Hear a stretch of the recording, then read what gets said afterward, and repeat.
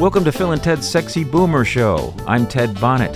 My trusty co-host Phil Proctor is still out and about, but we'll both be back next week. Today we have a really fascinating and fun show. If any of you who are Looney Tunes fans, Bugs Bunny, Elmer Fudd, Daffy Duck, our guest today is Noel Blanc, son of Mel Blanc, who did all the voices for the Looney Tunes. Noel's going to share some stories about his life with his dad, many stories you probably have never heard before. And Noel himself has had a remarkable life, and he's going to share some stories about his friendships with Kirk Douglas, Michael Jackson, Hugh Hefner, and some of the exploits and people he's worked with over all these years. The Sexy Boomer Show is heard every Tuesday here on KPFK, and you can always hear replays and our other shows on our website, sexyboomershow.com. Hi, Noel. Hi, Ted. Gee, thank you very much for the interview. Would you like to go to lunch now? Not so fast. Well, this is a treat. We've been friends for a long time. Yeah, over 25, 30 years. We got to know each other in the neighborhood, but we both did radio. We were in the same business. Yeah. Television and radio commercials. And I started long before you. Yes, in 1959. Oh, my gosh. You're a child of Hollywood, Yeah. in the true sense of the word. Your childhood was even fascinating to me. Oh, very fascinating, because basically we lived in Playa del Rey. And Playa del Rey was the closest thing that you came to the Second World War. Now, that sounds strange, doesn't it? If anyone has ever flown into LAX, Los Angeles Airport. They fly into Playa del Rey. Yeah, and when you take off from LAX. You fly over Playa del Rey. That's right. Before you hit the ocean, you see these strange abandoned concrete streets with no structures That's in it. right. My house used to be on that street. The reason those houses aren't there anymore. The runway was moved another 1,000 yards out, and they needed the area to be clear of any homes because you weren't quite high enough over the houses to stop the vibration that was going down to the homes there. But we were all there during the Second World War. That's a strange place to be because Playa del Rey was probably close to where they expected the Japanese submarines to hit. We had Mines Field, which was the Air Force base, right in back of us, literally a half a mile. Was that LAX? That's turned into LAX. But at the time, it was a Army Air Force. During the bombing of Pearl Harbor in 1941, we would get alerts every night that there was probably a Japanese submarine in the area, which they never ever discovered, by the way. They had 20 millimeter and 50 caliber machine gun shells going out into the water. They had ACAC guns, 50 millimeter cannons being shot into the air. And they had barrage balloons that looked very much like the Goodyear blimp with big cables attached to make sure the Japanese aircraft wouldn't fly low and try to bomb.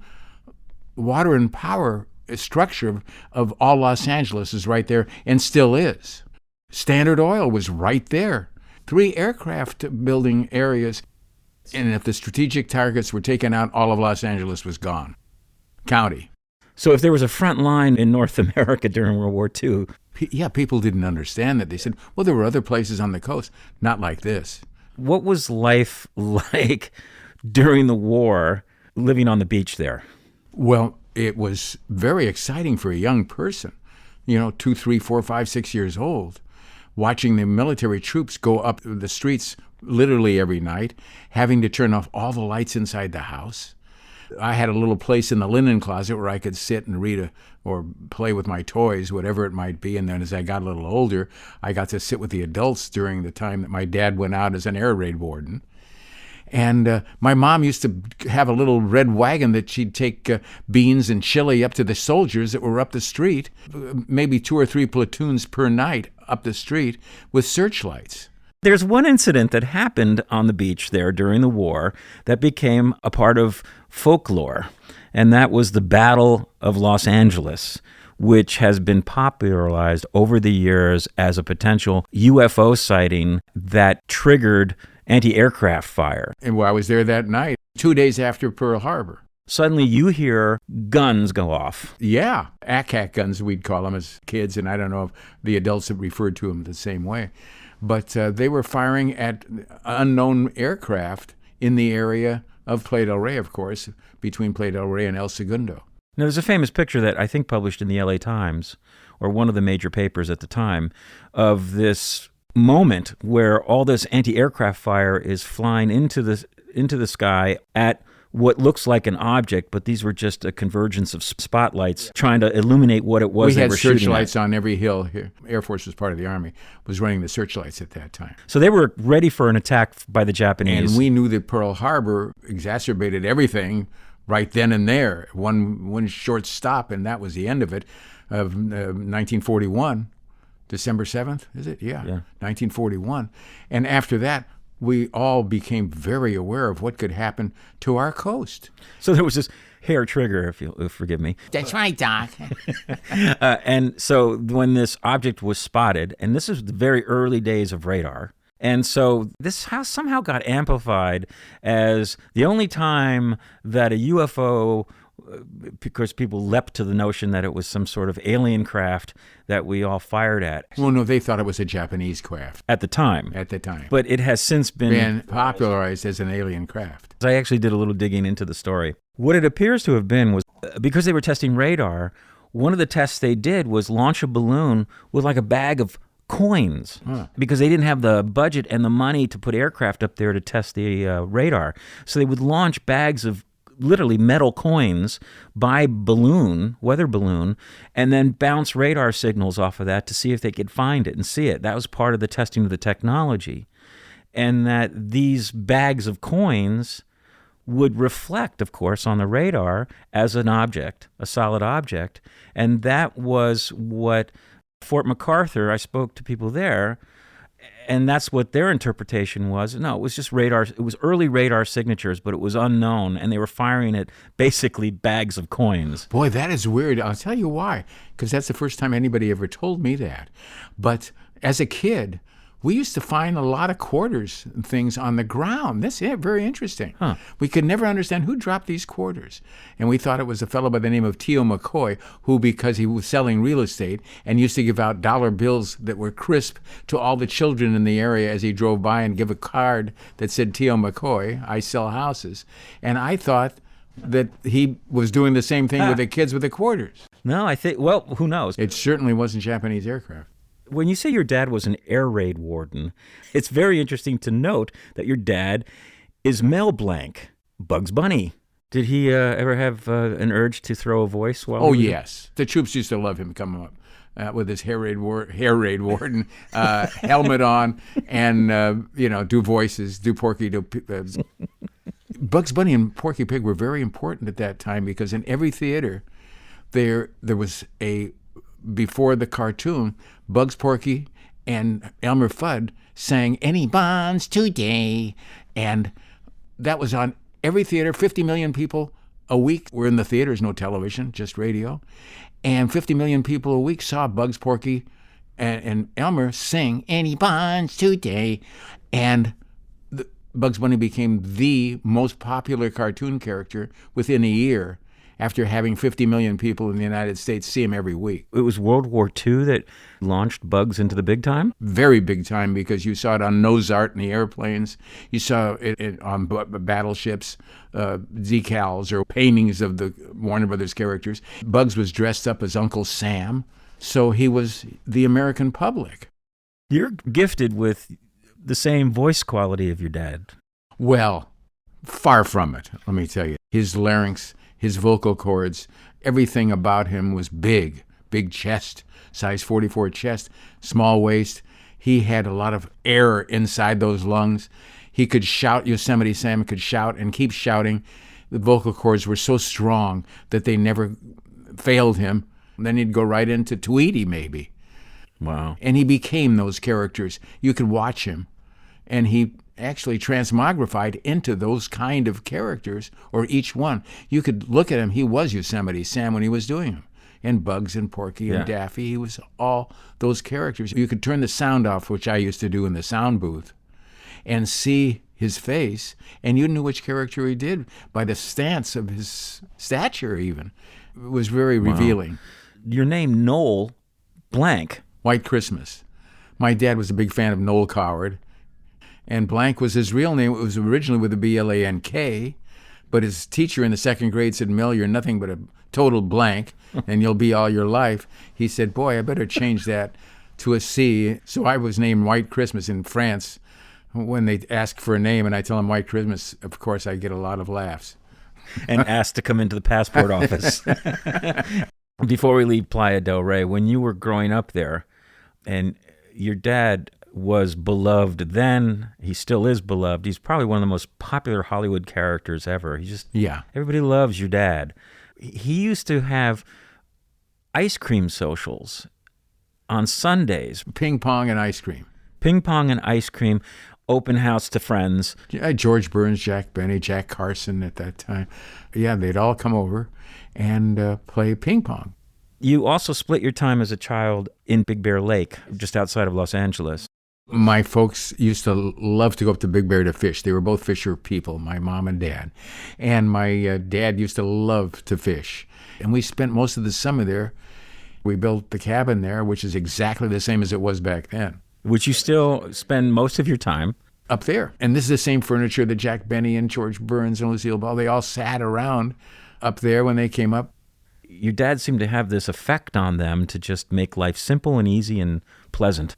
My mom and he were that kind of people. You love to be around him. And he could tell a story. He'd talk long story jokes that kids, hey, Mel, do this. He was basically a very quiet guy until somebody would ask him to perform. Then he came out of it to perform, and then he'd be quiet again.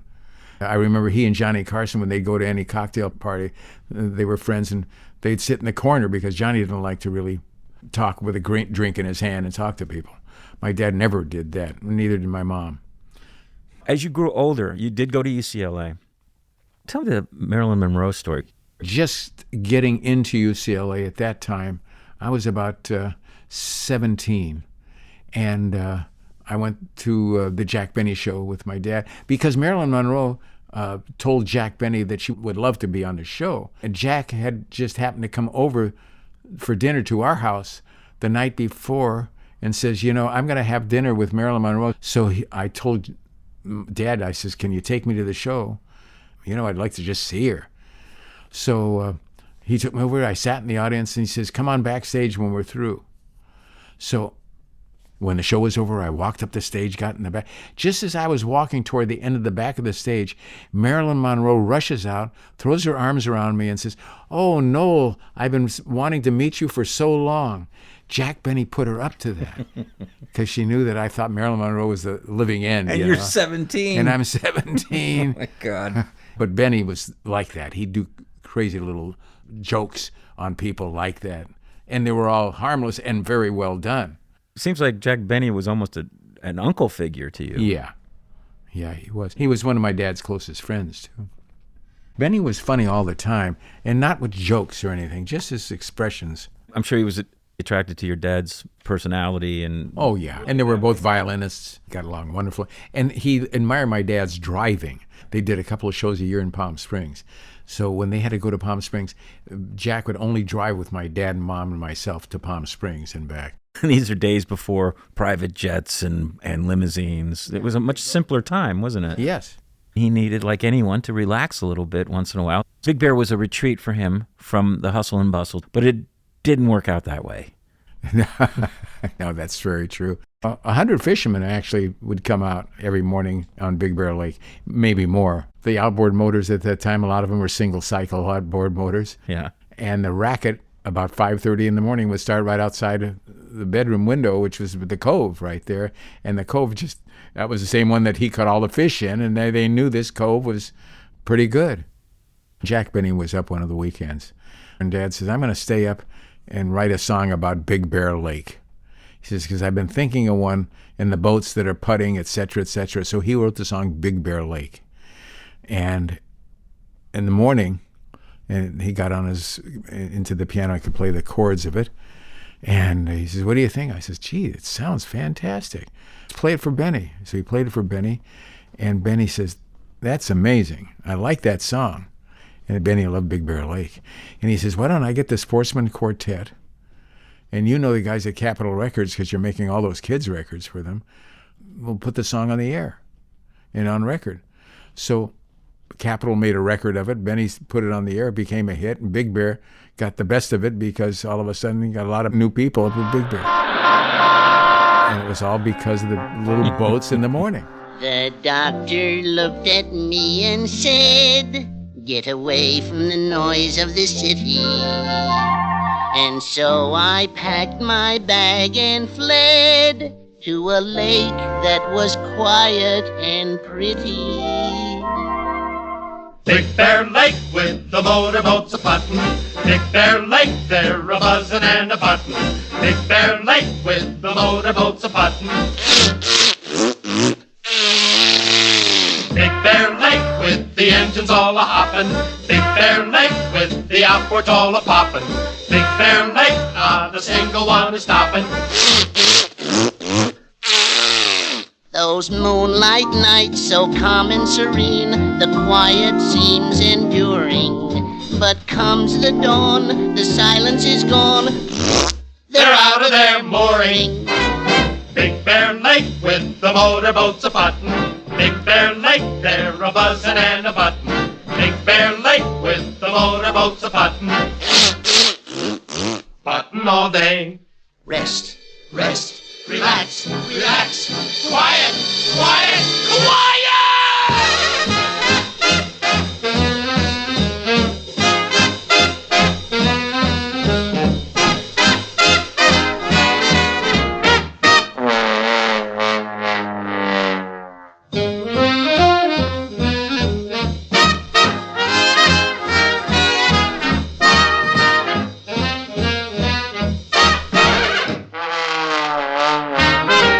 Relax and quiet, the doctors all say, is good for your condition. But how can you relax and be quiet when There goes the ignition. Big Bear Lake with the motorboats a-puttin'. Big Bear Lake, they're a-buzzin' and a-buttin'. Big Bear Lake with the motorboats a-puttin'. Puttin' all day, puttin' all day, puttin' all day, puttin' all day.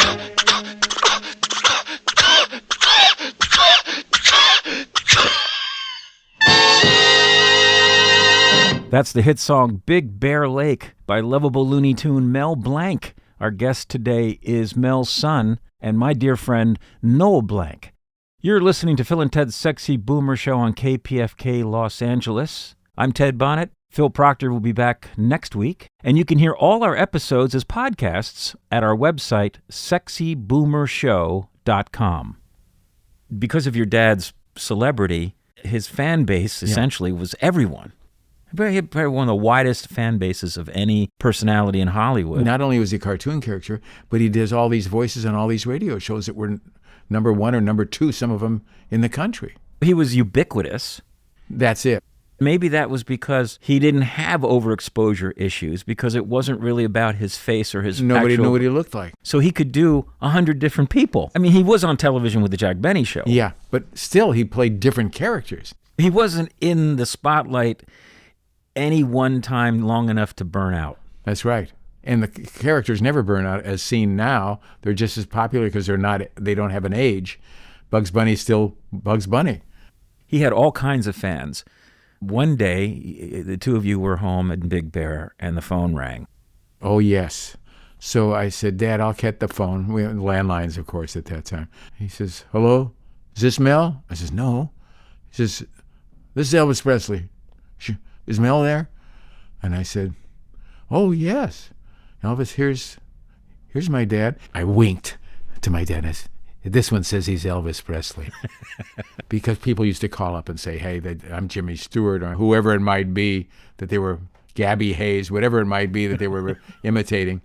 Friends did this? or just odd people would call and do it. They could mimic the different voices. And he said, it's Elvis Presley. And Dad goes, he puts his hand to his head. He goes, oh, you know. Hello, Elvis. Hello, Mel.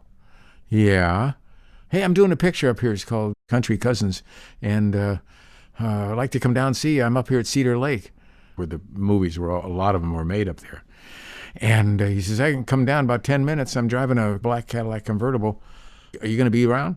Yeah, I'll be here, Elvis. I'll be seeing you. Okay. He hangs up. My dad says, that's Elvis. He's going to be here in 10 minutes. So we're laughing at So we walk up the hill of the driveway to the street, and we're waiting on the street, and all of a sudden, a black Cadillac comes down the street.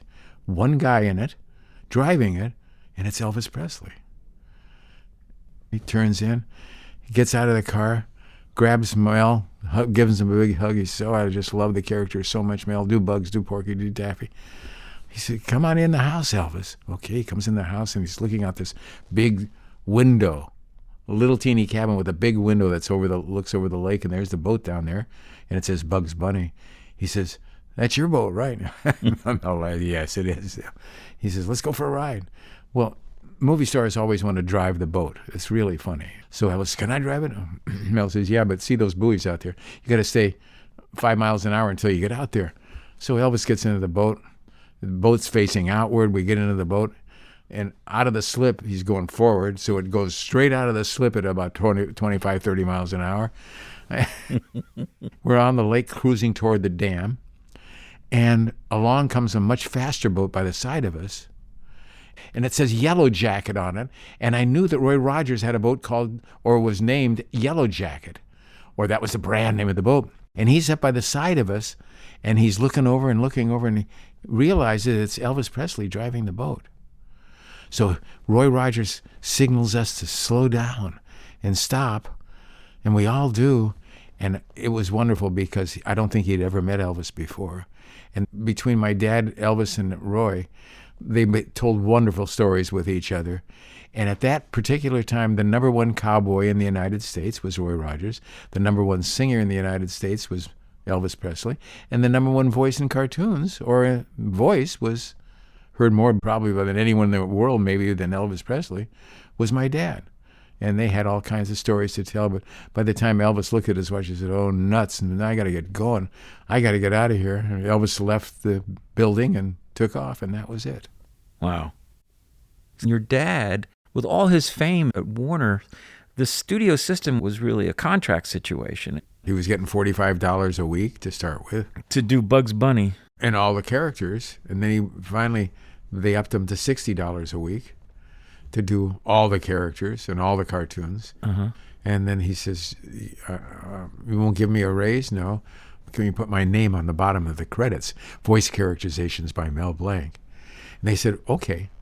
So whenever they saw Bugs Bunny or Porky Pig or whatever, Daffy, Speedy Gonzales, there were a lot of cartoons made, about 55 a year. It had voice characterizations, Mel Blanc. And because of that, and everybody was going to the theater at that time, they saw his name on the credits in the movies, and they called him up for the radio shows.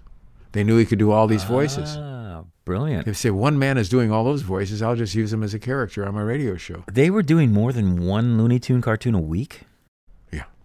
Wow. Took them 9 months to do it. How many people? Oh, 300. All hand-drawn. All hand-drawn. Wow. Big studio. Yeah. And your dad was doing all the voices. Yeah, but it didn't take him very long to do the voice. He could do 14 characters when he had to do them, and that would take him about an hour. But your dad was working like almost a paid employee at that time. Oh, he was just a paid employee, not making much. If it weren't for Capitol Records, he wouldn't be making anything at that time. Wow. Because he was number one seller at Capitol Records. During the time of Sinatra and Nat King Cole, they were just beginnings times. He was selling more records than they were with Bugs Bunny and Friends albums. This was in the 40s. He did about 100 records. Really? Sold 14 million copies of records. They were storybook records. Bugs Goes to the Fair. And they'd open the book, the large book, the size of a 78 record. At that time, about the size of a 33, it looked like. You'd read along to the voices doing the story, because there was no television. What's up, Doc? Say, wait a minute. Aren't you a rabbit? Me a rabbit? A rabbit? Oh, Doc, you slay me. Say, I'll tell you what I'll do, though. I'll help you look for a rabbit. Come on, Doc. To-waddle, a-hunting we will go. My name is Daffy Duck. People say I'm loony. I'm like an old piano, a little out of tune. Well, we have to turn back to camp now. Unga binga bunga.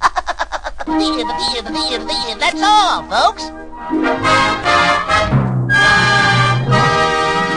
There was an experience here in Hollywood about your dad.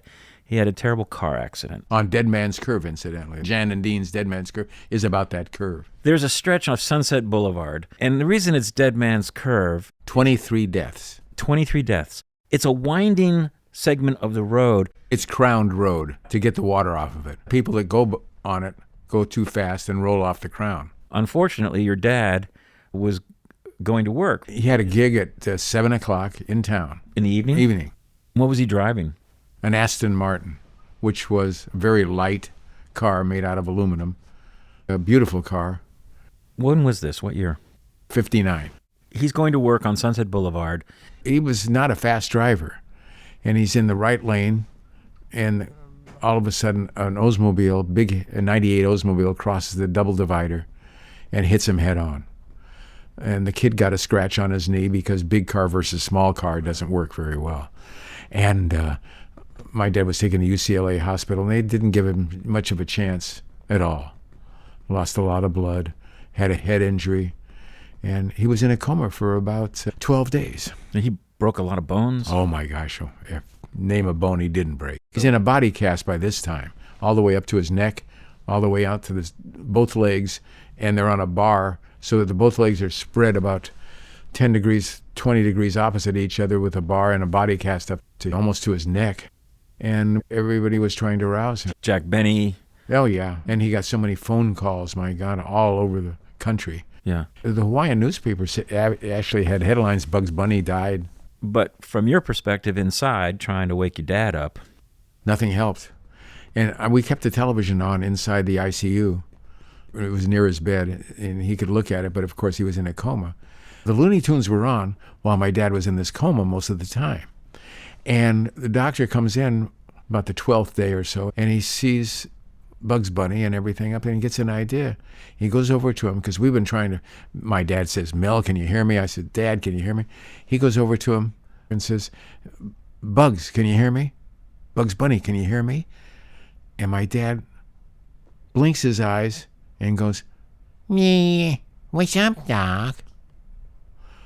I swear to God that happened, and I was in the room, so was my mom. And then he said, Porky, can you hear me? And my dad did Porky, Bugs, Tweety, Daffy, and he did all the characters coming out of the coma. It was amazing that happened. From then on, he was out of the coma, and he looked at my mom and said, weren't we supposed to be somewhere? She said, Mel, look where you're at. And he looks down and he sees where he's at and his body cast and everything. He says, weren't we supposed to be in Hawaii? Yeah, they were planning a trip to Hawaii. So his memory, everything, his brain was working 100%. He just came out of it and said, hey, where am I? Hey, we're supposed to be somewhere. What an amazing moment. Amazing moment, yeah.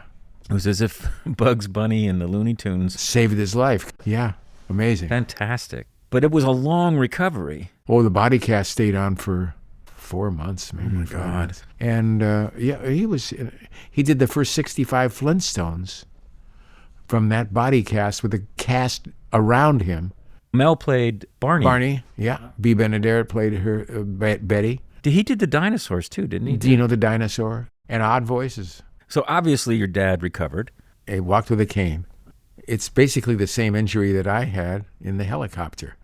And if you were to take the x-rays, almost exactly 30 years later, and we were 30 years apart in age, but at the same age, 52, and I was 52, 30 years later, when this plane hit my helicopter, the helicopter accident with Kirk Douglas and myself, knocked us to the ground. They didn't expect me to live, but I think if you would have taken our x-rays and looked at them, my x-rays and Mel's x-rays would have been pretty close. Wow. I broke more ribs. I broke almost all my ribs.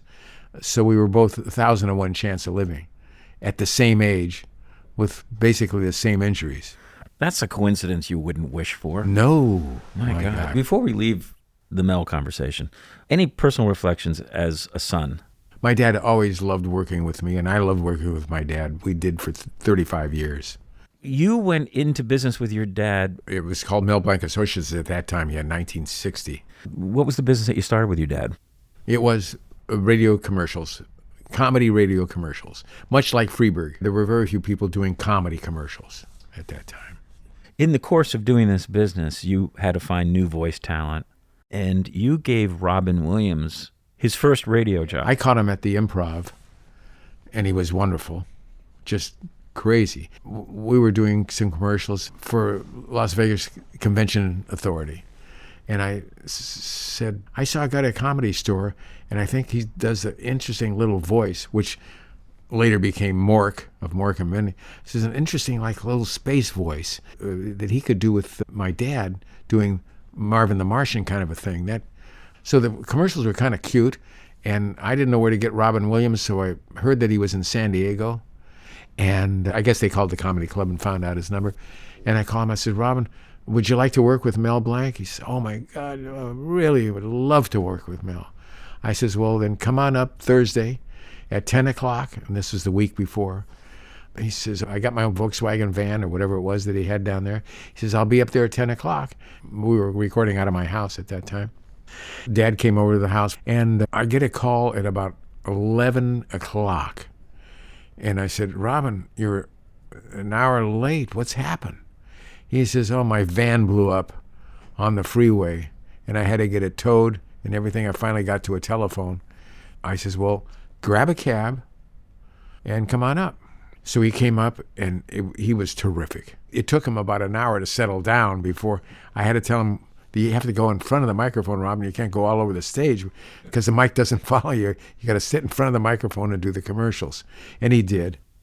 Whenever I would see Robin, he always thanked us for doing the commercials. Now, this Las Vegas client you had, you were there for the heyday of Las Vegas, really. In fact, we opened Caesar's Palace with all the commercials we did for the opening of Caesar's Palace in 1966. Did a lot of hotels. This was back in the day when the wise guys ran the town, right?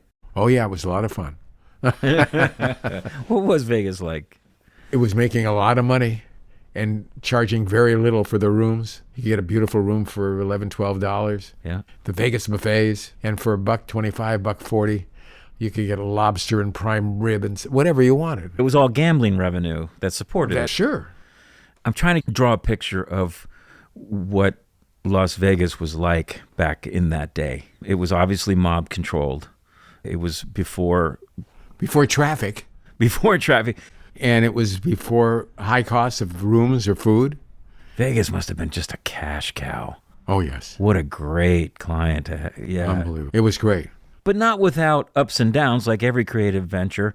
The idea for the military leave. Oh, when we were doing the Caesar's Palace commercials, it was kind of funny because they said, we're going to have an opening party pretty soon. I says, well, before you have the opening party, the Vietnam War is on right now. And wouldn't it be wonderful if we could open the hotel up to all the vets that had just come back from Vietnam? Whether they can make it or not, they can bring their families over to Caesar's Palace and get a free couple of days here. And it would be tremendous publicity for the hotel itself. The food would be free and the gambling wouldn't be free. Right. So they decided to have the military over, and they took my judgment on that, which was really the wrong thing because they tore the place apart. The Nosharium, which was their coffee shop, never looked the same after they finished it. They had to close the hotel down for a couple of days to redo what the vets did at that time. Thought I was going to get killed because I suggested that one. But that's a true story. You were worried you were going to get your own plot of land about 12 miles out of town. That was it. You did an anti-smoking spot. Did a lot of anti-smoking spot. In 1964, Everybody smoked. everybody smoked. Oh, yeah, we were all smoking while we were doing them. So everybody's smoking while they're doing these anti-smoking commercials. We decided to do comedy commercials. So we lined up, these are radio commercials, lined up Jack Benny with George Burns, Lucille Ball with Edward G. Robinson. I lined up Phyllis Diller with Liberace. I knew they were both going to be at NBC Studios, and that's why we lined them up for this date. So I go into Liberace's dressing room, And Phyllis Diller comes in. I know, I'm Phyllis Diller, I'm Noel Blanc, etc. I'm Liberace. Hi, Lee. I love your piano, whatever. And so we're sitting there and talking over the script, and all of a sudden, a baby elephant comes in the front door of his dressing room. Phyllis Diller said, "Oh, hi, get that out, please. Come, But Liberace jumps on the bed and he's going, quick, get this out. He's frightened as hell. And I'm fairly frightened too, because the thing must weigh a couple of 1,000 pounds at least. I think it was his Hollywood Palace or whatever it was one of the acts on the stage. And the elephant just decided to make a quick left turn into the dressing room. You did some famous radio campaigns. You did 7-Up, Avis. Ford, Chevy, Pontiac, Chrysler, Coca-Cola, Dr. Pepper, America's most misunderstood soft drink. That was yours? Yeah. Chrysler Plymouth coming through, Ford in Your Future. Yeah, there were a lot of them that our groups put together. Vincent Price. Oh, we did 500 radio shows together. It was called Odyssey. You worked with everybody. Oh, the writers, sure. From MASH, Laugh-In, yeah. John Rappaport, who later wrote MASH and produced it, and many of the writers from Laugh-In. This afforded you a nice life in Hollywood. Yeah, it wasn't a giant moneymaker because we did a lot of charity services, like the American Cancer Society, things like that. You lived in Beverly Hills. I bought my house from Bobby Darin, the singer, Bobby Darin, on the corner of Rodeo Drive. He says, well, I'm asking $300,000. What can you afford? I said, well, I could probably afford about $150,000. This is 702 North Rodeo. What year was this? 1968. And Bobby Darin had just redone the house to get Sandra Dee back because he wanted Sandra Dee to come back to him. They had separated. So he redid the house just exactly the way Sandra Dee wanted it. She didn't come back, so he wanted to sell it. He had just learned that he was also going to die within 2 years because of a heart problem. Oh, my God. He had rheumatic heart failure. So he sold everything for nothing. That's why he said, take it. Wow. Yeah, he and I hit it off really well together. Built studio, worked out of the house for 25 years, 30 years. Nice. I never drove. I took a bicycle in and out of the town or walked. That's how you met Kirk Douglas. Yeah, he lived 2 blocks away, and his son came over for Halloween in 1968, and he said, I'm Eric Douglas. I'm Kirk Douglas' son. They live 2 blocks over on Canada. He said, you got to come over and see the house. I said, oh, that sounds nice, Eric. You have to invite me and tell your dad then, and I'll come. He says, yeah, come over for a movie, because they had a big projection room movie. So he says, I think we're having a movie next week. I says, boy, I'd love to meet your dad. And I went over that week and met his dad, and we just hit it off for some reason. Eric would spend a lot of time at my house, and later other son Peter spent a lot of time at my house. And during the business, Joel, his other son, Michael was doing his own thing. Joel worked for me for a while, a couple of years, and Kirk and I became very close. He was my closest friend for 25 years. What prompted you to become a helicopter pilot? Kirk and I had to go to Palm Springs once. I was going to stay at his house with he and his wife. And I says, I got an idea. I got a friend that has a helicopter company. And he said he would fly us down there to show us his helicopter and to see what it's all about. So Kirk said, that sounds like a great idea. And so he gave us the helicopter for the day to go down there with his driver. I just loved the feeling of a helicopter. I got to ride in the front seat on the way down there. And I says, I got to learn how to fly one of these. And I loved it. It's amazing. You're a bird. When you're in a helicopter, you become a bird. You can stop, you can go, you can travel over the water at 5 feet above the water. You had this terrible accident with Kirk Douglas. Yeah. We had the helicopter accident when the plane ran into us. What happened? We're on the pad, and the guy that's teaching his student is one of the best trick flyers, aerial specialist, #1 in the world. Yeah. And obviously he was turned back and talking to the student who's piloting it from the back. He wasn't on the radio. And I'm watching that plane facing east to see if there's any other planes landing. And then as I turn to take off, and I'm on the radio and I'm telling him what I'm going to do, and he comes down the runway and takes my rotor off. He and his student die instantly, and we fall to the ground. If it was 6 inches lower, we would have all died instantly. Oh, my God. How far did you fall? About 50 feet. How hurt was he? He had hurt his back. He was in the hospital for a day. That's it? Yeah. God, Kirk Douglas was invincible. Unbelievable. He lived to 100, almost 104, and with a stroke and 2 replaced knees at 90. He did a theater show at 90 years old at the Kirk Douglas Theater, which was, he had aphasia from the stroke, and he did this show wonderfully. Did 4 performances. No, he was amazing. And he was a big real estate investor. I never knew that. We were the closest of friends, but at his 100th birthday, I'm sitting next to a fellow who's very well dressed. He looks about 90, 95 years old. And I said, did you produce some of the movies with Kirk? No, we were in real estate together.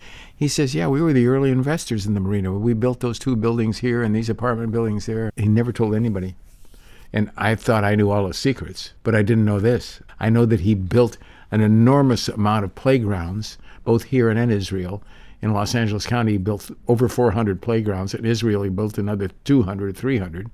He also put the wing in at the actors' old folks' home, or whatever they call that. Yeah. So he built a whole building there.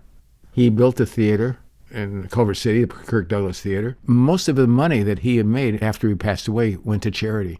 So he's one of the biggest charity people I'd ever. Wow. He kept that quiet. You were good friends with Hugh Hefner. He had a medical emergency, and you took him to a hospital and landed on a rooftop. That was an interesting day. His doctor, Mark Saginaar, which was an old friend of mine. It's the way I met Hef, actually. The doctor said, can you fly Hef? I said, sure. So I pick up Hef and his girlfriend at that time and fly him to the Huntington Hartford Medical Center. The reason he had to go by helicopter was because Hefner had a stroke. He goes down the escalator, whatever it was, from the roof, and I'm sitting in the helicopter. It's a nice day, very clear, and I look out to the north, and I see a black cloud in the area. And I'm saying, well, that black cloud, it's very low. It makes no sense at all. Like a black mass, and it's slowly moving and getting bigger and coming toward me. And I'm, what is this? Now, I had heard about the killer bee problem. Mm-hmm. So as it's getting closer and closer and closer, I'm saying, oh my gosh, this can be bees. So I close everything on the helicopter, vents, the whole works. And within a minute, I'm covered with bees. The entire helicopter. They stop on the helicopter. They thought it was some giant bee, I guess. But it's so dark inside because they covered and I've got a big cabin in that helicopter plus side windows for the rear seats. And they covered virtually the whole helicopter. Now, I can't start the helicopter because it's going to get into the engine. So I'm going to have to wait it out until the Queen leaves. Evidently, the Queen planted herself on the helicopter because they're following the Queen. So I'm there 15, 20 minutes now with the bees surrounding me. I'm starting to sweat like crazy. Finally, the female leaves, the Queen, and they all depart instantly. And the cloud moves further south. He comes up and he's, how you doing? I said, fine, Hef. Jump on in. We'll head back to the mansion. You used to go over to the mansion every Sunday. He was really nice. I could go anytime I wanted to, day or night. Mm-hmm. If I wanted to spend the night there, fine. I never did, but I was luckily one of the very few people that could come there day or night. What was it? It wasn't what you think it is, especially then. And Kimberly and I we still talk with each other all the time. She and Kat, my wife, are close friends. That's how you met your wife, Kat. Yeah, through Kimberly. It was a wonderful place to go at any time for me. Mm-hmm. I never saw one drug being peddled or sold or used there. So either they kept it totally away from me, which I think they didn't. I think what we hear about the mansion is totally BS. I didn't see any drug being used. I saw some people smoking marijuana sometimes. That was the only drug I saw. But that was even far and few between. We're talking about the 80s, right? Yeah. By the way, if there were any drugs there, he would kick the person off. If he knew that there was drugs being used there, they were gone. No second chance. There were so many wonderful people that I met. He didn't go for the people that weren't really solid, good people. Maybe there was debauchery at times and perhaps earlier. Yeah, I just didn't see it. Those were the times. Yeah. But by the time you were there in the 80s... No. And then he met Kimberly and the kids. They call me Uncle Noel, the 2 kids. I brought my mom up there for 3 or 4 Thanksgiving dinners. She sat at the table with Hef. We had movies Fridays and Sundays. What was your takeaway about Hefner, who he was? Brilliant, lovable, honest, caring. I was dating somebody that I met up there, and we separated. I felt terrible that we separated, and Hef was the kind of person who put his arm around you and say, well, I know you feel bad, but don't worry about it. It's going to be okay. You'll meet the right person someday. He was just like a dad to everybody. He was a whole different kind of a guy. And the movie time, he would talk about the movie before it started. And then he'd sit there eating popcorn. And it was like a family, basically. Sounds also innocent. The rep didn't really... Oh, everybody was... Sex was all over the place. I never saw any fornication or any drugs being used at that time. Which is kind of interesting. Yeah. And I was in the jacuzzi a lot. But to be in the jacuzzi with people, yeah, fine. Yeah. But I didn't see anything happening during that time. Another good friend was Michael Jackson. Michael Jackson was an interesting ride.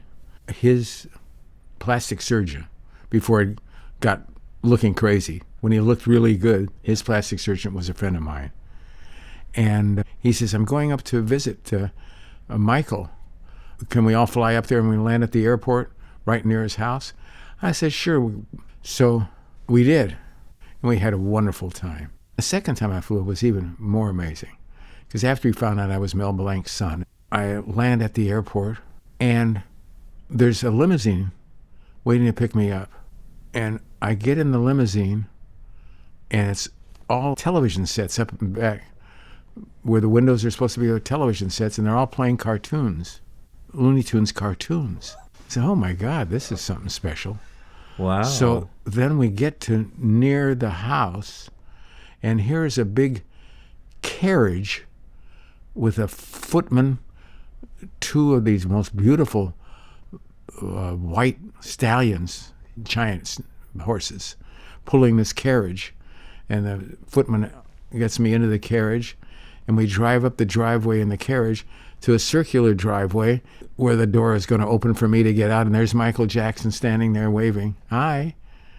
That's the second time. Neverland. By carriage. Wow. To the house. It was a state visit. Oh my gosh. Wow. We had a great time. We raided the kitchen first. We got some fried chicken, things like that. This cabin was just an amazing cabin. The second floor was an incredible dance studio. And he turned on the recorder and threw me a baton. He says, you dance with that. And he puts the hat on, and we're dancing around the floor.